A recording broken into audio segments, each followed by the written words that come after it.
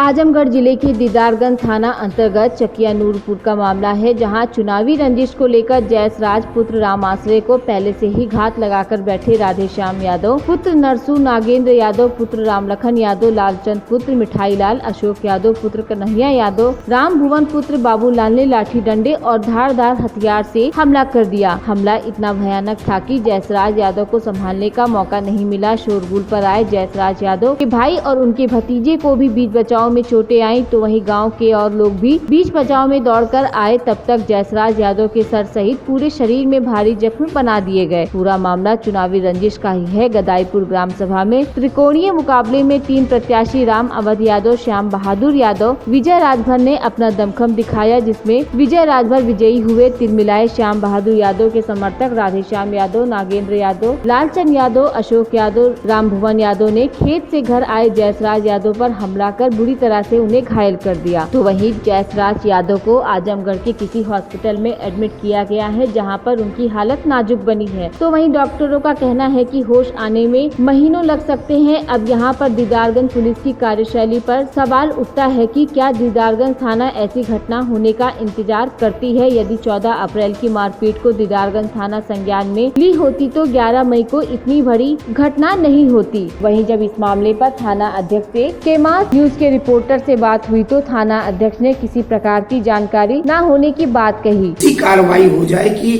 पास पड़ोस के लोग उदाहरण के तौर पर देखे जाएं कि हम इस तरह का काम करेंगे तो उन्हीं लोगों की तरह से मेरा हो जाएगा। मारपीट एकाएक नहीं हुई है, इसके पहले भी कुछ झगड़ा उगड़ा हुआ था? नहीं, ये देखिए 1995 से मास्टर साहब का परिवार मेरे साथ रहता है। मेरे उनके ऐसे पारिवारिक संबंध है, उस संबंध के नाते वो गांव में वोट नहीं करते थे। मेरे साथ उनका परिवार प्रचार करता था, खुल के रहता था।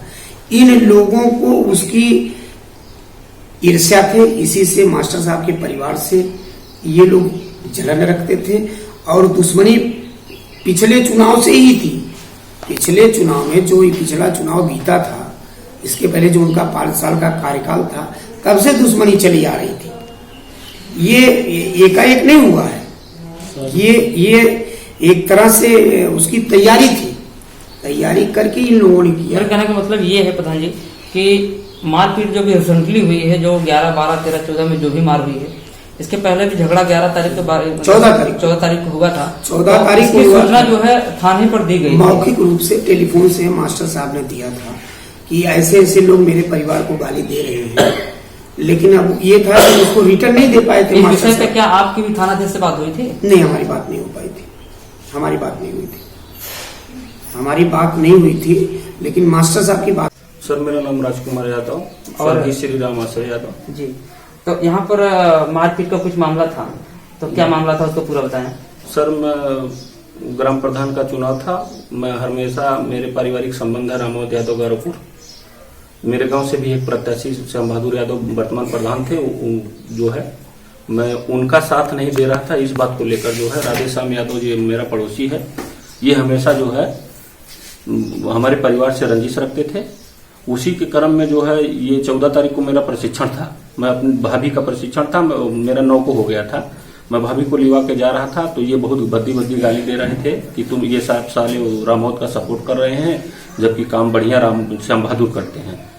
तो जब तक ये रामवत को गाली दे रहे थे तब तक हमने नहीं बोला, लेकिन जैसे ये हमको गाली दिए तो हम कहे भैया गाली क्यों दे रहे हैं? हम कहे घनश्याम भैया गाली क्यों दे रहे हैं? बुलाने का वाला नाम उनका घनश्याम यादव है। तो कहा साले तुमको गाली देंगे, तुमको काट डालेंगे तुम बोलोगे तो हम कहे कि अरे ऐसा क्या हम कर दिए हैं तुम काट दोगे? तो कहा तो साले तुम इनका साथ नहीं दे रहे हो, तुम उसका साथ दे रहे हो, साला वो चोर है, बेईमान है। तो बहरहाल 2 लोग थे, बीच बचाव किए। मैं चला गया प्रशिक्षण में। जैसे मैं घोरट पहुंचा तब तक मेरे बड़े भैया खेत से आ गए, उनको जो है ये मारने पीटने लगे। घर से मेरे कॉल गई तो हमने पहले 112 डायल किया, तो 112 लगा नहीं, इमरजेंसी बता रहा था, तो हमने एसओ को कॉल किया। तो एसओ कहे कि अब जो है 112 लगाओ। तो हमने कहा कि 112 पर जो है नहीं लग रहा है सर, इसलिए आपको कॉल किया हूँ। तो वो कहे ठीक है, अच्छा जो है एप्लीकेशन भेजवाओ। तो हम कह रहे सर हम तो आजमगढ़ में आ गए हैं प्रशिक्षण में, तो कैसे एप्लीकेशन भेजवाएं? वो दौड़ा के मार रहे हैं सब, आप किसी सिपाही को भेज दीजिए। तो उस दिन जो है किसी सिपाही को लोग भेजे नहीं। जब मैं घर आया तो बीच बचाव हो गया था, तो लोग गांव वाले बीच बचाव कर दिए थे। तो हमने सोचा कि अब बात बढ़ाने से कोई फायदा नहीं है, लोग यही कहेंगे कि आप अध्यापक होकर झगड़ा उगड़ा करते हैं। तो हम अपनी इज्जत बचाने में लगे, हमने कुछ कहा नहीं उस दिन। उसी के क्रम में मेरे भैया जब ये 11 तारीख को गए हैं खेत में, वहां ये फिर पहुंच गए। घनश्याम यादव पुत्र नरसू यादव और नागेंद्र यादव पुत्र राम लखन यादव वहां भैया को भद्दी भद्दी गाली देने लगे। तो आवाज सुनकर जो खेत में काम कर रहे थे वो लोग जो है पहुंचे, वहां बीच बचाव किए। मेरे घर से फोन गया तो मैं विद्यालय में गया था, बच्चों का एमडीएम का और वो कन्वर्जन कास्ट का वो लिस्ट बनानी थी, एडवाइस देनी थी बैंक पे, मैं काम करने गया था। लेकिन मेरे घर से जैसे ही फोन गया है कि वो भैया को वहां जाके मारने पीटने वाले हैं, लाठी डंडा लेके सब गए हैं, तो मैं भी वहां से चला तो लोग बीच बचाव कर दिए थे। तो ये लोग पहले बना के, ये गोलबंद किस्म का आदमी है घनश्याम यादव, हमेशा जो है सबको गोलबंदी में हमेशा करके रखता है। राधेश्याम नाम है उसका, ओरिजिनल नाम राधेश्याम यादव है लेकिन घनश्याम बुलाते हैं। तो ये चला आया, जब यहाँ आने के बाद जो है पहले चला आया तो पूर्व प्लानिंग में थे लोग। भैया जैसे ही घर आए हैं ये धारदार हथियार लेके ललकारा है कि इसी साले के नाम की वजह से हम लोग चुनाव हार गए हैं और ये आ गया, ये बचने ना पाए। और उसके बाद ये राधेश्याम यादव पुत्र नरसू यादव, नगेंद्र यादव पुत्र राम लखन यादव, लालचंद यादव पुत्र मिठाई लाल यादव और राम भुवन पुत्र बाबूलाल यादव, अशोक यादव पुत्र कन्हैया लाल यादव, ये पांचों लोग भैया को मेरे उसी धारदार हथियार और लाठी डंडे से इतना प्रहार किए कि मेरे भैया एकदम कोमा में चले गए हैं। हमने उनको उठा के लेके गया वहां यहाँ से, तो बीच में दरोगा की गाड़ी मिली, त्रिपाठी जी देखे, कहे पहले जान बचाइए इनकी, उसके बाद जो होगा देखा जाएगा। तो हम यहाँ से लेके गए ताहिर हॉस्पिटल, वो लोग दवा ववा दे के फिर रेफर कर दिए यहाँ से, कहे यहाँ हमारे बस की बात नहीं, आप यहाँ से ले जाइए। फिर हम यहाँ से वहां से दानिश के यहाँ ले गए।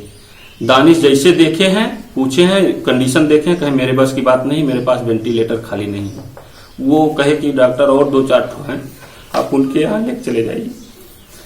तो हम पूछे किसके यहाँ लेके जाए, तो कहा कि आप पुष्कर सिंह के यहाँ लेके जाइए। तो हमने पुष्कर सिंह के यहाँ लेके गया तो वो एडमिट किए हैं, लेकिन मेरे भैया को आज तक अभी होश नहीं आया, वो कोमा में वैसे बने हैं। उनका दाहिना पैर और दाहिना हाथ वो पैरालाइसिस में चला गया है। तो अभी जो है रिसेंटली थाने से बात हुई, थाने पे बात हुई, थाने पर गया तो यशो साहब कह रहे हैं हम तुम्हारे साथ न्याय करेंगे, लेकिन हम न्याय में क्या करेंगे, अभी तो हम वो 3-4 लोग वही थाने पर साथ बैठाए हैं उन लोगों को। अच्छा, बात ये भी सुनने में आया कि आपके पक्ष से भी कुछ बच्चे को, जो किसी बच्चे को बिठाया गया था। हाँ, जब मेरा बच्चा लेके गया एप्लीकेशन, मेरा एक भतीजा था, हमने फूलपुर में ही एप्लीकेशन पर सिग्नेचर करके दे दिया कि ये यशो साहब को दे देना। जब वो लेके गया तो मेरे बहनोई भी साथ में थे 2 ठो, जबकि वो मेरे एक बहनोई गार्ड है, एक बहनोई मेरे सीआरपीएफ में है। पहले तो वहां उनके साथ बराबर थोड़ा सा आसान से पेश आया गया, लेकिन पता नहीं एकाएक क्या हुआ कि वो आए मेरे भतीजे को गाली देने लगे, कहे साले तुम नाग हो भोसड़ी वाले, तुम्हारे कारण ये हुआ है, ऐसा हुआ। उसको भी बैठा लिए। तो भैया, बड़े भैया मेरे जो है पुलिस में एक कपड़े की मेरी छोटी सी दुकान थी, तो वो दुकान पर गए थे। तो जब घटना सुने वहां से भाग के आए, तो वो जो है उनका भी बीपी हाई होने लगा। तो मेरे बहनोई कहे कि जो है उनके इसके पिताजी की तबीयत खराब हो रही, उनकी देखभाल करेगा कि यहाँ बैठाएगा। तो उन लोगों के कहने से मान लीजिए वो विभाग में थे चाहे जैसे, तब यशो साहब बड़ी मेहनत के बाद उसको छोड़े। और उसके बाद ये प्रेशर बनने लगा कि चुनावी रंजिश नहीं है, दूसरी बात है एप्लीकेशन हटाओ, तब हम लोग जो है चुनावी रंजिश हटाओ, तब एफआईआर थाने से ही आप लोगों पर दबाव होने लगा। जी, एफआईआर में ये एप्लीकेशन से चुनावी रंजिश हटाओ, तब जब एफआईआर दर्ज होगा, नहीं तो नहीं दर्ज होगा। तो हमारे बहनोई कहे कि हमको दे दीजिए, हम जा रहे हैं, हम नहीं देंगे। तो उसके बाद एप्लीकेशन फिर लिया गया, तो धारा 147, 148, 149 और 323, 504, 506, 308 में एफआईआर दर्ज कर लिया। ये जो मारपीट हुई आपके घर में ही हुई है? जी, मेरे एकदम दरवाजे पे चढ़ के सब लोग मारे, मेरे घर में मार किए हैं एकदम लाके। और मेरे भैया अभी तक। आजमगढ़ से अबू हुरैरा की रिपोर्ट, TV1 इंडिया न्यूज।